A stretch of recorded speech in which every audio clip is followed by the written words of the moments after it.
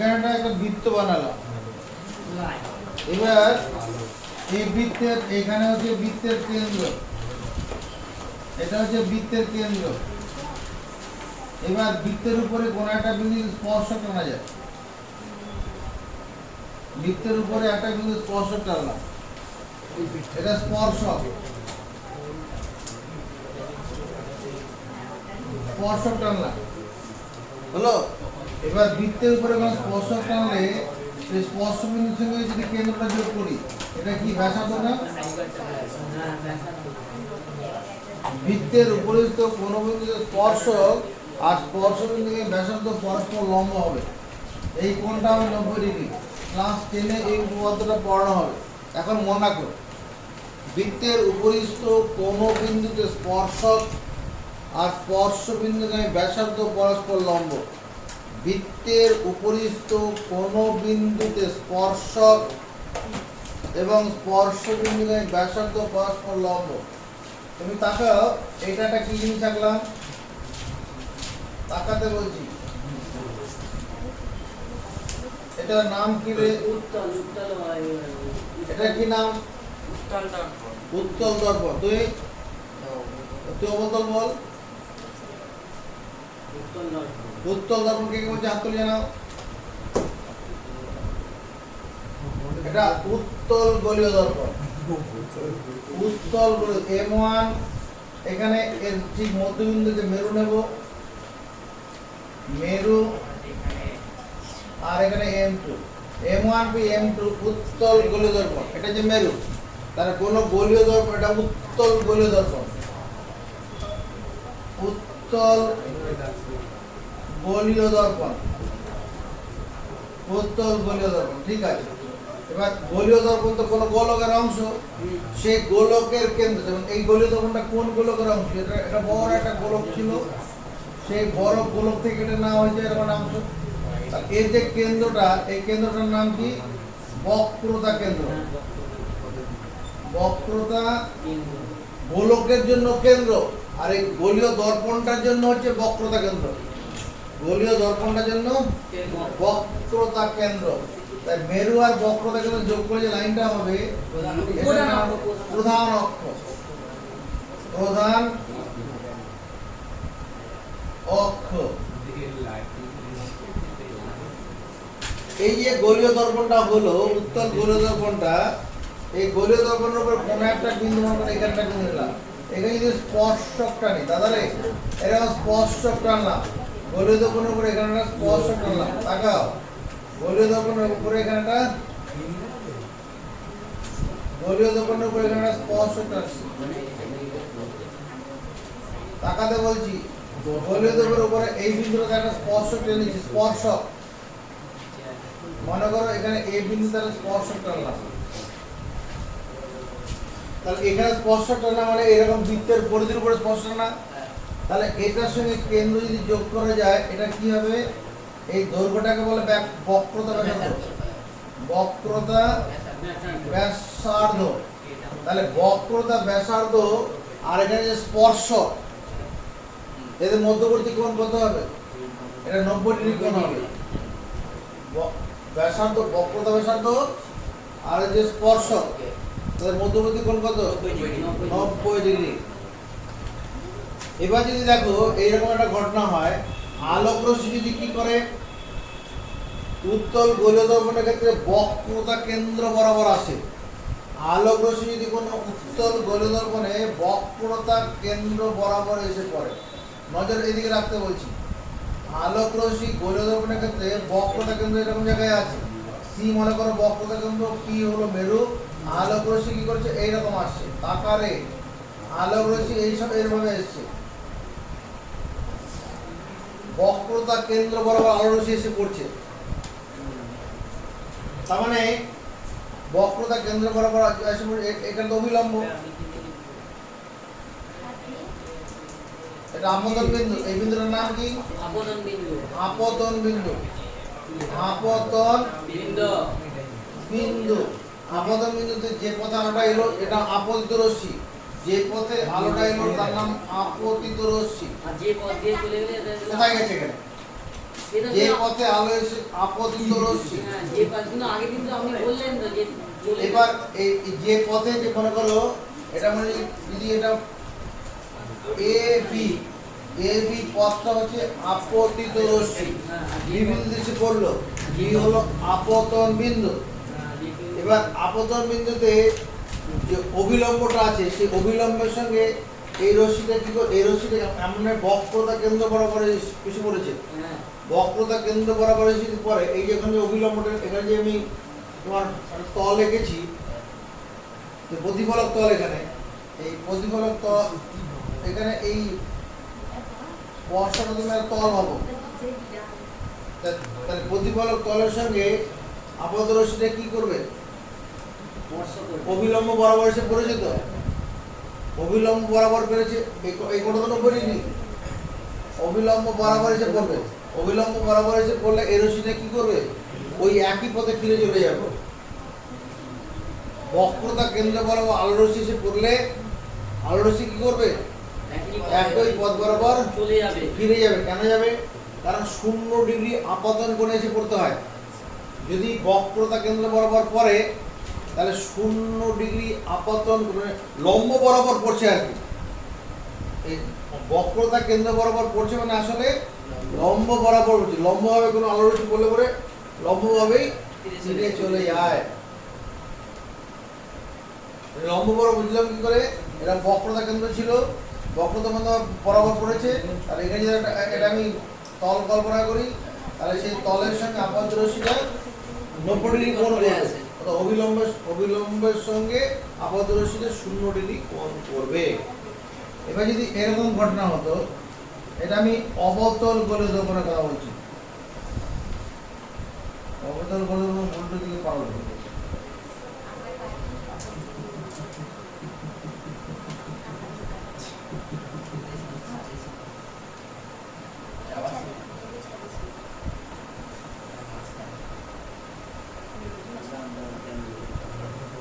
এটা প্রধান অক্ষ, এখানে যে মেরু, এখানে বক্রতা কেন্দ্র,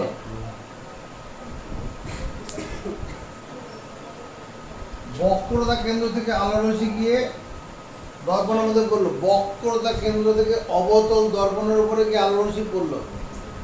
এই যে বক্রতা কেন্দ্র থেকে যখন আলো রশ্মি দর্পণের উপর গিয়ে পড়বে, তখন এখানে আমি একটা এই তল কল্পনা করি, তাহলে এই তলের সঙ্গে কত ডিগ্রি কোণে গিয়ে পড়বে, এটা 90 ডিগ্রি কোণে গিয়ে পড়বে। তার মানে এই তলের উপর যদি লম্বটা না হয়, লম্বটা কি করবে, এই বক্রতা ব্যাসার্ধই লম্ব হবে। যদি এই তলের উপর লম্ব চিন্তা করি তাহলে কি হবে, লম্বটা 90 ডিগ্রি বক্রতা ব্যাসার্ধই হবে। তাহলে বক্রতা ব্যাসার্ধ বরাবর আলো রশ্মি গিয়ে পড়লো, তাহলে ওই রশ্মিটা কি করবে, একই পথে ফিরে আসবে। অর্থাৎ তুমি মুখস্থ করো, বক্রতা কেন্দ্র বরাবর যদি কোনো আলো রশ্মি দর্পণের উপর এসে পড়ে, অবতল দর্পণের ক্ষেত্রে সেই পথে ফিরে আসবে, উত্তল দর্পণের ক্ষেত্রে কি করবে, একই পথে ফিরে চলে যাবে। এইটুকু মুখস্থ হবে। এবার অবতল দর্পণের সাথে বস্তুর প্রতিবিম্ব গঠন সংক্রান্ত, দর্পণের সাথে বস্তুর প্রতিবিম্ব গঠন সংক্রান্ত কতগুলো নিয়ম আছে। বস্তুর প্রতিবিম্ব গঠন সম্পর্কে কতগুলো নিয়ম, এদিকে তাকাও। এটা উপরের দর্পণটার নাম দিচ্ছি উত্তল গোলীয় দর্পণ, এটা উত্তল গোলীয় দর্পণ, এটা যে অবতল গোলীয় দর্পণ, এটা অবতল গোলীয় দর্পণ, অবতল গোলীয় দর্পণ, গোলীয় দর্পণ, উত্তল গোলীয় দর্পণ। এই বিন্দুটার নাম কি এখন, কি বলবি, মেরু, মেরু। এইরকম জায়গাটার কি নাম হতে পারে, এই জায়গাটার কি নাম হবে, কেন্দ্র, বক্রতা কেন্দ্র। কেন্দ্র হচ্ছে গোলকটার জন্য, আর এই দর্পণটার জন্য বক্রতা কেন্দ্র, আর এটা যোগ করলে প্রধান অক্ষ হয়ে যাবে, এটা সি, বক্রতা কেন্দ্র।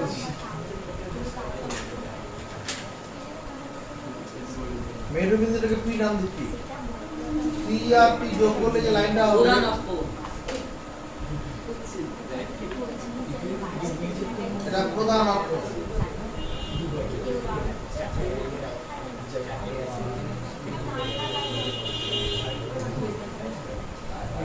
প্রধান অক্ষ এটা কি মেরুবিন্দু,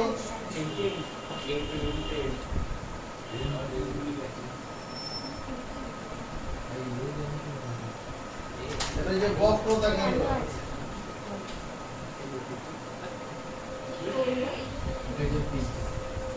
হলো, এবার দেখো ঘটনা, যদি অবতল গোলীয় দর্পণের ক্ষেত্রে প্রধান অক্ষের সমান্তরালে একগুচ্ছ আলো এসে পড়ে, অবতল গোলীয় দর্পণের ক্ষেত্রে অবতল গোলীয় দর্পণে প্রধান অক্ষের সমান্তরালে একগুচ্ছ আলো এসে পড়লে প্রতিফলিত রশ্মিগুলো কি করবে? প্রধান অক্ষের উপর অবস্থিত একটি সাধারণ বিন্দুগামী হবে, প্রতিফলকের উপর অবস্থিত একটি সাধারণ বিন্দুগামী হবে। ব্যাপারটা বোঝার জন্য আমি এরকম চিন্তা করছি, তাকাও, আমি এই কেন্দ্রের সঙ্গে যোগ করছি, কেন্দ্রের সঙ্গে লাইনে যোগ করলাম, তাহলে এই কোণটা কি হবে? এই কোণটা আপতন কোণ হবে। এই কোণটা কি হবে? কি করে বুঝলাম? এখানে যদি আমি একটা স্পর্শকটা নিই, তাহলে এই স্পর্শকের সঙ্গে এই রশ্মিটা কি করবে? 90 ডিগ্রি কোণ করে এসে পড়বে। তার মানে 90 ডিগ্রি কোণ স্পর্শকের সঙ্গে মানে তলের সঙ্গে।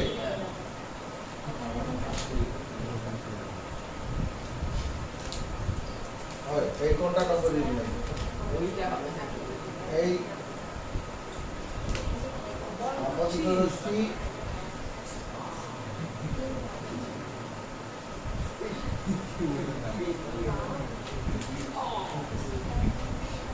এটা হচ্ছে অবিলম্বর কাজ।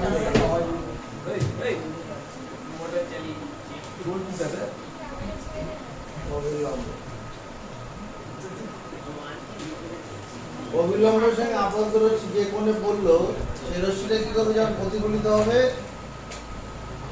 একই কোণে প্রতিফলিত হবে, একই কোণে প্রতিফলিত হলো। এখানেও কি করবে? যে কোণে আবদ্ধ হয়েছে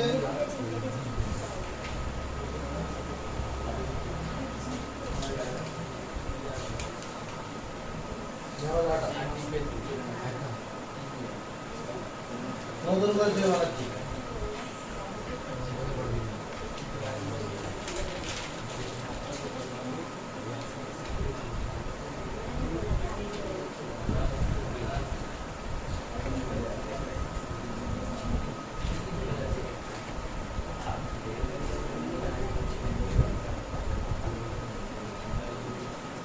এদিকে দেখাও, উপরেরটা অবতল গোলীয় দর্পণ, অবতল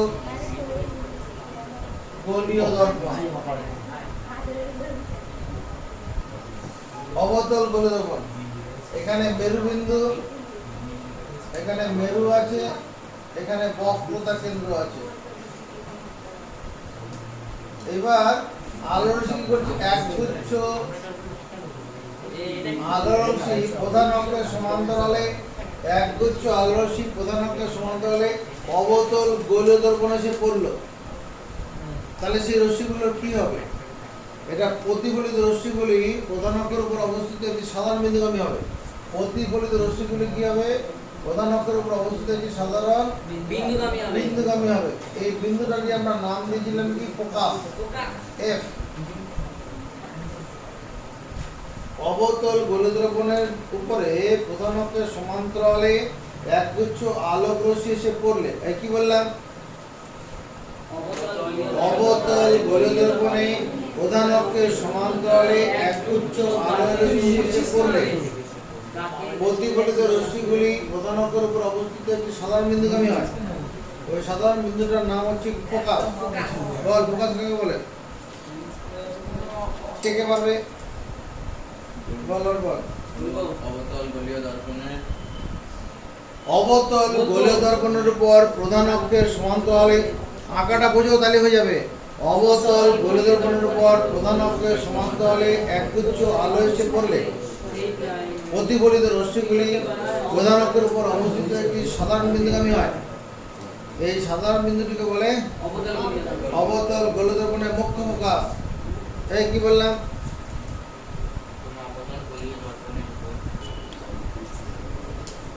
অবতল দর্পণের ক্ষেত্রে প্রধান অক্ষের সমান্তরালে একগুচ্ছ আলো এসে পড়লে, অবতল দর্পণের উপর প্রধান অক্ষের সমান্তরালে, অবতল দর্পণের উপর প্রধান অক্ষের সমান্তরালে কি বললাম? কি বললাম? একগুচ্ছ আলো এসে পড়লে একগুচ্ছ আলো প্রতিফলিত রশ্মিগুলি প্রতিফলিত রশ্মি প্রধান অক্ষের উপর অবস্থিত একটি সাধারণ বিন্দুতে মিলিত হয়। প্রতিফলিত রশ্মিগুলি সাধারণ বিন্দু। এই বিন্দুটির নাম হচ্ছে ফোকাস বিন্দু। এই বিন্দুটির নাম হচ্ছে ফোকাস বিন্দু। আবার দেখো, এটা হচ্ছে মেরু, এখানে বক্রতা কেন্দ্র আছে, বক্রতা কেন্দ্র, আর এই রশ্মিটা এর নাম কি? বক্রতা কেন্দ্র যোগ করে যে লাইনের প্রধান অক্ষ, প্রধান অক্ষ। এদিকে তাকা, প্রধান অক্ষের সমান্তরালে একগুচ্ছ আলো এসে পড়লো। প্রধান অক্ষের সমান্তরালে এটা উত্তল গোলদর্পণে একগুচ্ছ আলো, উত্তল গোলদর্পণে, উত্তল গোলীয় দর্পণ, উত্তল গোলদর্পণের উপর প্রধান অক্ষের সমান্তরালে একগুচ্ছ আলো এসে পড়লো। এই রশ্মিগুলো কি করবে? এ কি দর্পণ ভেদ করে ভিতরে ঢুকবে? না, ঢুকবে না। রশ্মিগুলো কি মনে হবে এরকম, তাকা দিকে, এই মনে হবে রশ্মিগুলো এরকম ভাবে আসছে, এদিকে তাকাও, বাইরে না, এরকম মনে হবে।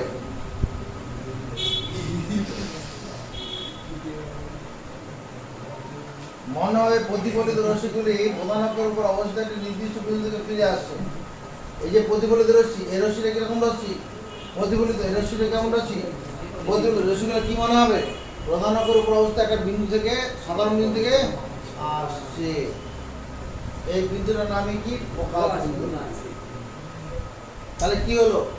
উত্তল গোলদর্পণের উপর প্রধান অক্ষের সমান্তরালে একগুচ্ছ আলো এসে পড়লে কি বললাম সুচিতা পাত্র? উত্তল গোলদর্পণের উপর প্রধান অক্ষের সমান্তরালে, উত্তল গলীয় দর্পণের প্রধান অক্ষের উপর তোকে জিজ্ঞেস করেছি, তুই জেনে পর। হ্যাঁ, প্রধান অক্ষের সমান্তরালে একগুচ্ছ আলো এসে পড়লে কি বললাম? প্রধান অক্ষের সমান্তরালে একগুচ্ছ আলো এসে পড়লে, এই যে পড়াগুলো মুখস্থ হচ্ছে না, এগুলো বইটা পড়তে হবে। আমার এই কথাগুলোই বইতে আছে। যতদিন বইতে পড়বি না ততদিন পড়া মুখস্থ হবে না। আমি তো বোঝানোর চেষ্টা করছি, ব্যাপারটা বোঝানোর চেষ্টা করছি, তো বাকিটা বই থেকে নিজেকে পড়তে হবে। অবতল গোলদর্পণের উপর, উত্তল গোলদর্পণের উপর প্রধান অক্ষের সমান্তরালে একগুচ্ছ আলো এসে পড়লে, এই কি বললাম? উত্তল গলীয় দর্পণের উপর উত্তল গলীয় দর্পণের উপর কন্যা কন্টাক্ট নিয়ে এসে এখানে। উত্তল গলীয় দর্পণের উপর প্রধান অক্ষের সমান্তরালে একগুচ্ছ আলো এসে, তোর এই কথাগুলো এখানে আঁকাতে নেই। উত্তল গোলদর্পণের উপর প্রধান অক্ষের সমান্তরালে একগুচ্ছ আলো এসে পড়লে প্রতিফলিত রশ্মিগুলি মনে হয়, প্রতিফলিত রশ্মিগুলি মনে হয় প্রধান অক্ষের উপর অবস্থিত একটি সাধারণ বিন্দু থেকে অপসৃত হচ্ছে, বেরিয়ে আসছে বলে মনে হবে। মনে হবে যেন আলো এখান থেকে আসছে। এই বিন্দুটাকে বলা হয় উত্তল গোলদর্পণের ফোকাস বিন্দু। ফোকাস বিন্দু। এবার গোলীয় দর্পণের দ্বারা বস্তুর প্রতিবিম্ব গঠনের ক্ষেত্রে তিনটে নিয়ম আছে। প্রতিবিম্ব গঠন সংক্রান্ত তিনটি নিয়ম। কি নিয়ম? এদিকে শোনো। প্রতিবিম্ব গঠন সংক্রান্ত তিনটি নিয়ম। যদি আলোক রশ্মি প্রধান অক্ষের সমান্তরালে এসে অবতল দর্পণে পড়ে, ওই তার কি পরিণতি হবে? অবতল দর্পণের উপর যদি আলোর রশ্মি প্রধান অক্ষের সমান্তরালে এসে পড়ে, তাহলে সেটি ফোকাস বিন্দুগামী হয়ে প্রতিফলিত হবে। ফোকাস বিন্দুগামী হয়ে উত্তল গোলদর্পণের উপর যদি প্রধান অক্ষের সমান্তরালে একগুচ্ছ আলো এসে পড়ে, প্রতিফলিত রশ্মিগুলি মনে হবে প্রধান অক্ষের উপর অবস্থিত একটি সাধারণ বিন্দু থেকে বেরিয়ে আসছে। হলো 2 নম্বর নিয়ম। যে আলোক রশ্মি ফোকাস বিন্দুগামী হয়ে দর্পণের উপর পড়বে, যে আলোক রশ্মি ফোকাস বিন্দুগামী হয়ে দর্পণের উপর পড়বে, যে আলোক রশ্মি ফোকাস বিন্দুগামী হয়ে দর্পণের উপর পড়বে। এটা 2 নম্বর করে দিচ্ছি। এটা একটা গোলীয় দর্পণ, উত্তল গোলীয় দর্পণ। আবার এখানে একটা গোলীয় দর্পণ করছি।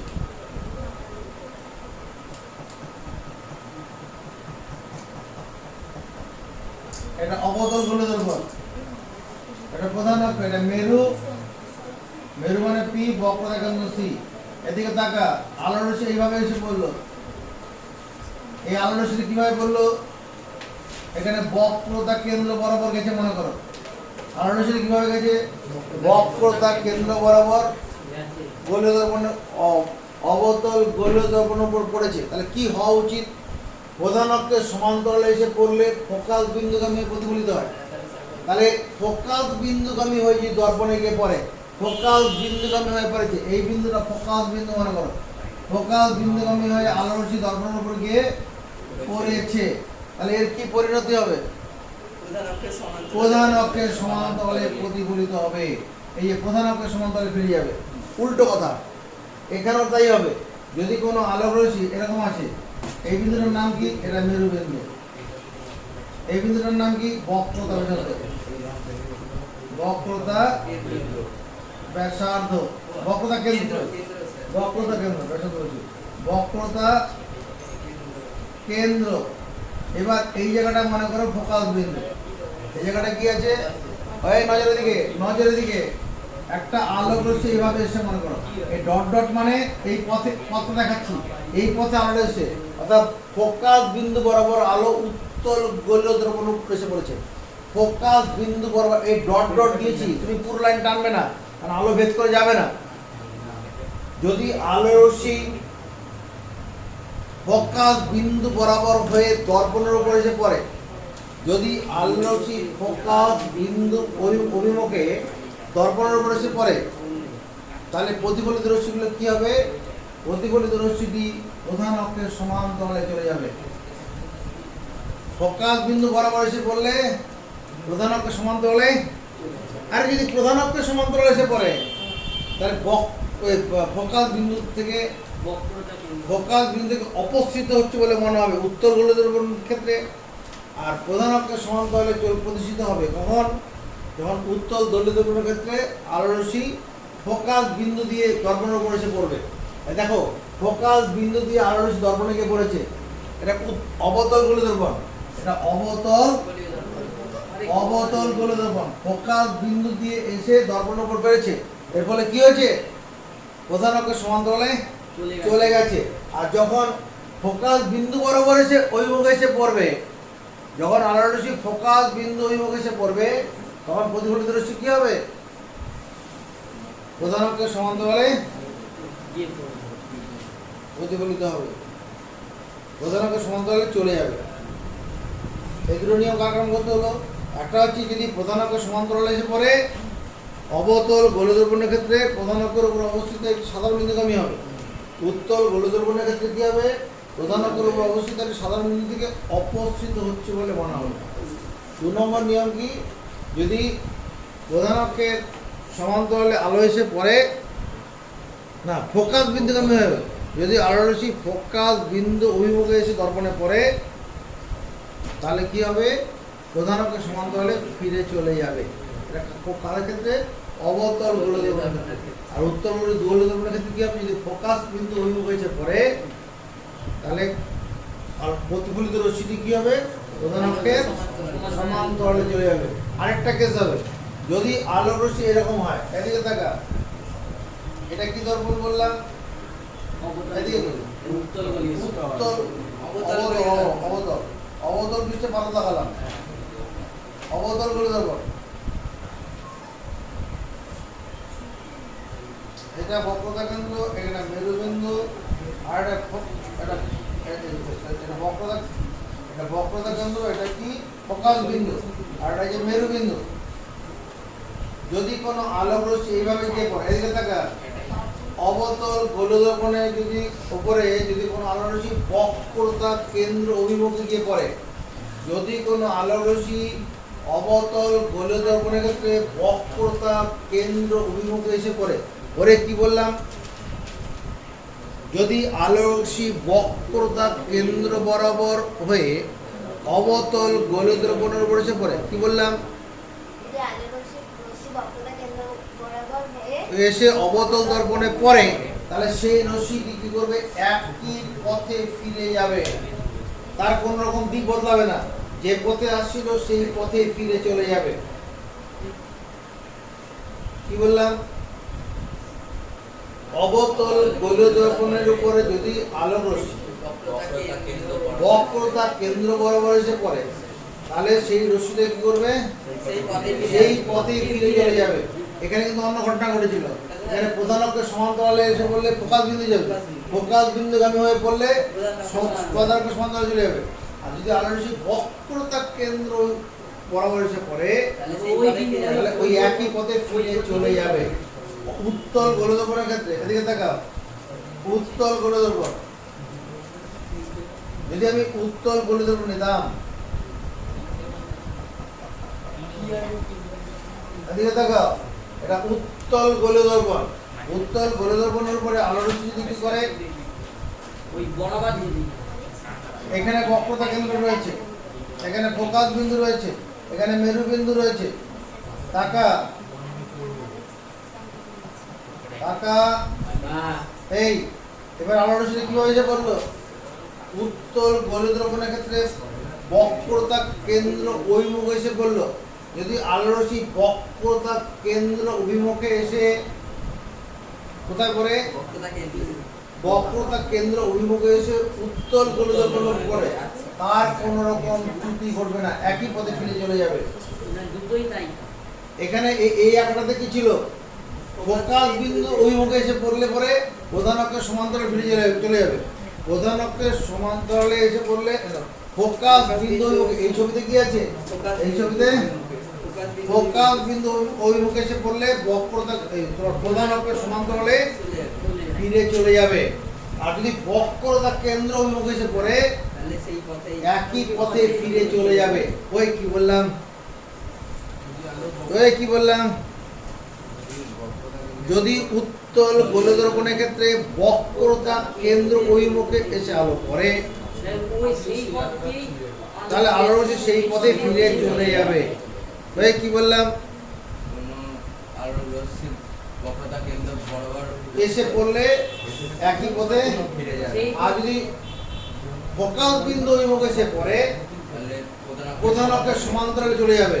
আলোর রশ্মি যদি কি করে, তোমার কি প্রধান অক্ষের সমান্তরালে এসে পড়ে, তাহলে ফোকাস বিন্দু দিয়ে চলে যাবে। প্রতিফলিত হবে, এটা অবতল দর্পণের ক্ষেত্রে।